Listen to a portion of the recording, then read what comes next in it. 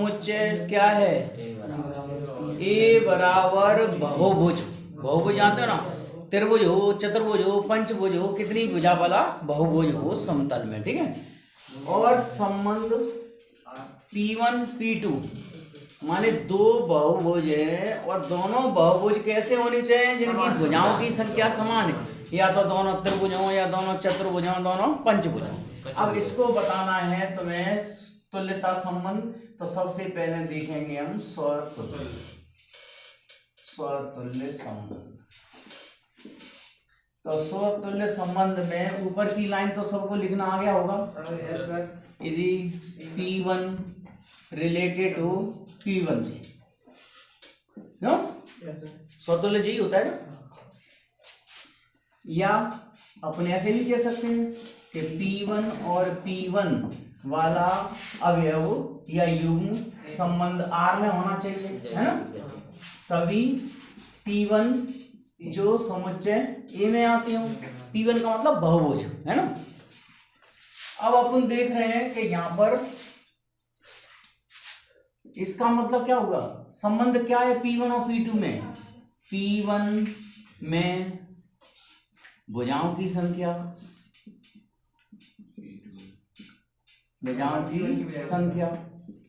और ये भी P1 ही है, तो P1 में भुजाओं की संख्या वो तो क्लियर है ना। P1 में भुजाओं की संख्या समान ही होगी भाई, दोनों बहुभुज ही एक ही हैं, तो दोनों एक ही बहुभुज है, दोनों तो भुजाओं की संख्या समान होगी। तो क्या लिख दिया जाएगा? इसलिए R क्या है? एक स्वतुल्य संबंध होगा।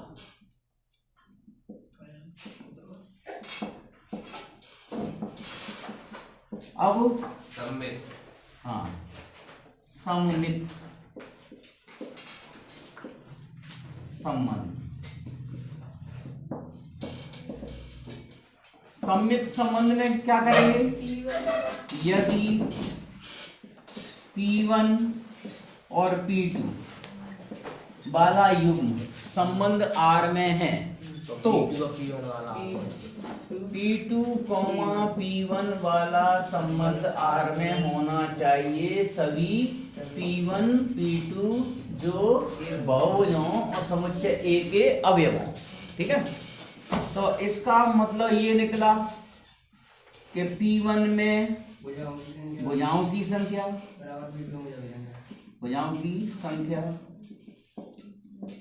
बराबर है P2 में भुजाओं की संख्या। तो इसका उल्टा भी सत्य होगा।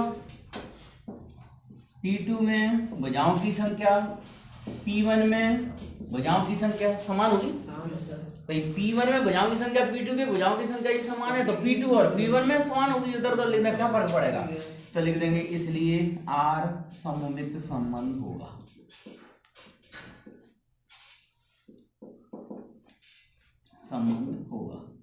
अब आता है संक्रामक संबंध। संक्रामक संबंध में क्या लिखेंगे?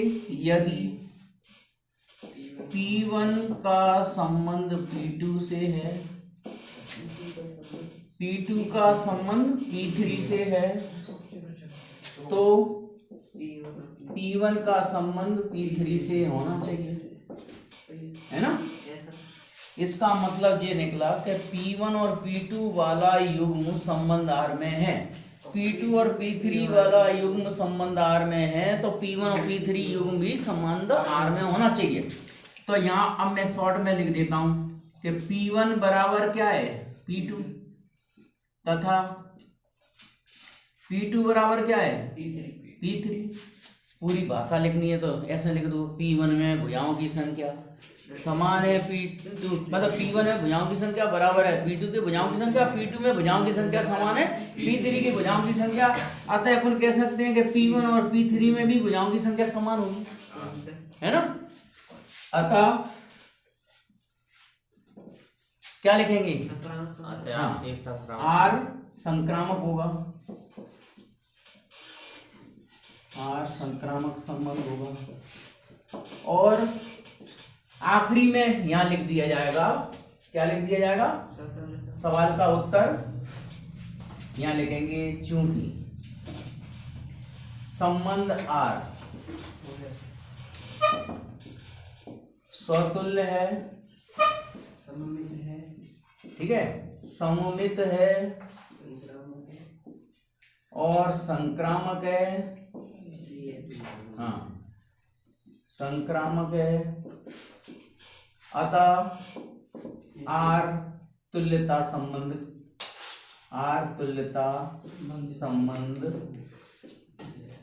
होगा। तो जो संबंध स्वतुल्य हो, सममित हो, संक्रामक हो, तो वो उसे तुल्यता संबंध कहते हैं होता।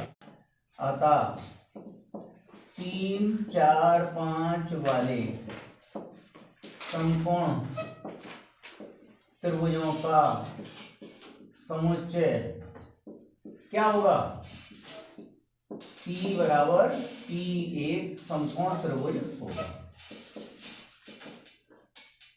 समकोण त्रिभुज है, बस और कुछ नहीं है।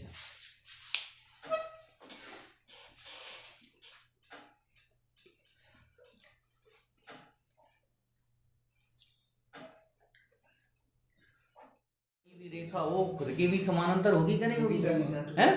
तो यहाँ लिखेंगे यदि L1 संबंधित है L1 से, ठीक है, या अपन ये कह सकते हैं कि L1, L1 अगर अब युग्म संबंध R में होगा, सभी L1 मतलब सभी रेखाएं जो समुच्चय A में आती हैं, तो अपन को पता है प्रत्येक रेखा स्वयं की भी समानांतर होगी, L1 समानांतर होगी L1 के, समानांतर का निशान भाषा लिखना हो तो भाषा लिख दो, L1 समानांतर होगी L1 की, लिख दो, अतः R स्वतुल्य होगा, स्वतुल्य संबंध होगा। अब सममित यदि L1 रिलेटेड है L2 से, तो L2 रिलेटेड होगा L1 से। इसका मतलब ये हो गया कि L1 और L2 वाला युग्म संबंध R में है, तो L2 और L1 वाला युग्म भी संबंध R में होना चाहिए। प्रत्येक L1 L2 रेखाएं जो समुच्चय A में आती है, इसका मीनिंग ये हुआ कि L1 समानांतर है L2 के, तो L2 समानांतर होगी L1 की, होगी ना समानांतर, ठीक है। समानांतर का निशान लगा दो या भाषा लिख दो, ये बात है, ठीक है। इसलिए R सममित होगा, सममित होगा। और उसके बाद संक्रामक में यदि L1 L2 युग्म संबंध R में है तथा L2 L3 युग्म संबंध R में है, तो L1 और L3 वाला युग्म संबंध R में होना चाहिए।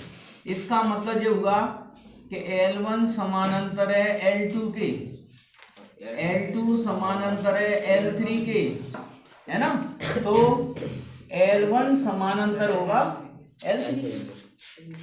और चित्र बनाना तो ऐसा बना लो, जैसे ये L1 है, ये L2 है, ये L3 है, तो L1 L2 के समानांतर, L2 L3 के समानांतर है, तो L1 और L3 समानांतर होंगे, इसलिए R संक्रामक होगा, संक्रामक संबंध होगा, ठीक है। और लास्ट में क्या लिख देंगे, यहाँ लिख दो, चूंकि R स्वतुल्य है, सममित है, संक्रामक है, इसलिए R तुल्यता संबंध होगा।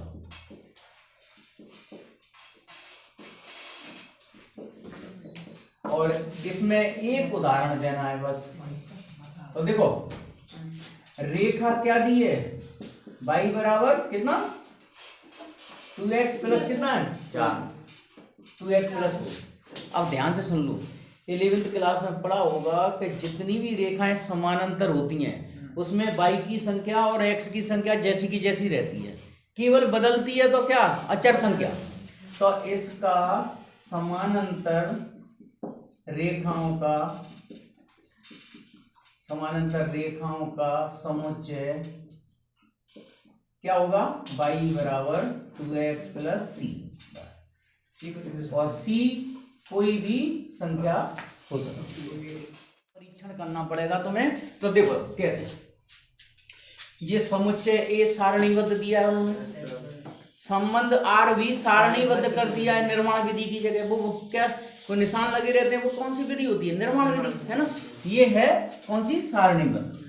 तो हम देख रहे हैं स्वतुल्य के लिए, देखो स्वतुल्य चेक करें, शॉर्ट में करेंगे। स्वतुल्य में क्या होना चाहिए, सब समान संख्या होना चाहिए। जैसे इसमें 1 2 3 4 है ना, 1 1 है क्या, 2 2 है, 3 3 है, 4 4 है, स्वतुल्य। आगे पहचान करना स्वतुल्य का। अब आता है दूसरा सममित। तो सुनो, सममित में 1 2 है तो 2 और 1 है क्या, नहीं है, फेल हो गया ये। तो 1 और 2 संबंध आर में है, लेकिन 2 और 1 संबंध आर में नहीं है, इसका मतलब सममित नहीं होगा। क्यों? और तीसरा संक्रामक। तो देखो अगर सुनो 1 और 2 संबंध आर में है तो 2 से स्टार्ट जी तो मिलेगा, है जी तो मिलेगा। अपन को तो विरोधा फॉल्ट ढूंढना है, फॉल्ट, ठीक है। तो जी मतलब फिर 2 से स्टार्ट और किसी की है नहीं, तो जी वाला तो संक्रामक हुआ भाई। 1 और 2 लेना है, 2 और 2 लेना है, तो इसका मतलब ये 2 हट जाएगा, तो 1 और 2 तो इसमें है ना। अब आ जाओ इसकी यहाँ स्टार्टिंग 1 1 है, 1 से स्टार्ट जी है ना, 1 3 है, तो 1 1 हट जाएगा तो 1 3 है, ठीक है। अब आ जाओ 4 4 पे, 4 की स्टार्टिंग तो किसी से है ही नहीं, तो इसे नहीं लेंगे। 4 की स्टार्टिंग मतलब इसका 4 पे एंड है, तो 4 से स्टार्टिंग है, तो 4 से स्टार्टिंग तो कोई है नहीं, छोड़ो। हाँ 1 3, हाँ 1 मिनट, 1 3 का कैसे ले लें, 3 3 से, तो ये 3 हट जाएगा तो 1 3 इसमें है, ठीक है। 3 3 वाला 3 3 और 3 2 ले लें, है ना। तो ये 3 और 3 हट गया, 3 और 2 है इसमें, माने ये संक्रामक है, ठीक है। संक्रामक है, ये है, ये नहीं है, तो क्या लिखेंगे, स्वतुल्य है, सम और संक्रामक है, परंतु सममित नहीं है। कौन सा उत्तर है, बी सही मिल गया। तो बढ़िया पहचान करना।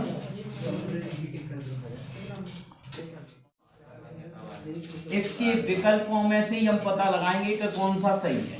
2 और 4 अवयव आर में है, पहले इसका चेक करें।